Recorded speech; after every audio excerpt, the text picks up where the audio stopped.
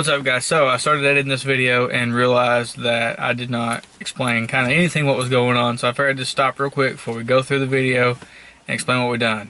We have Justin Carl's 2018 Hellcat Charger, and we've worked on it before, made a little power, and now we're putting a new upper pulley on it, a lower pulley, ID 1300 injectors, twin pumps, gonna run on an E85, and put a new FPDM in it.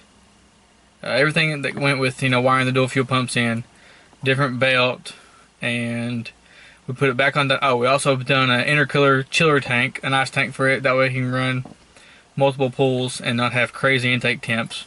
So we done that and put it back on the dyno, made some power, made really good numbers for what it is, and so he's been out playing with it, and he's been in Mexico every weekend, and I think he's yet to be beat with it.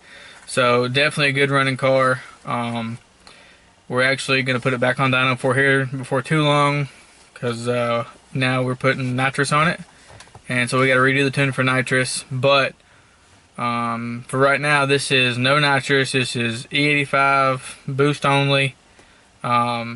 I don't know if he wants me to tell the numbers or not, so I won't do that, but let's just say it's very fast.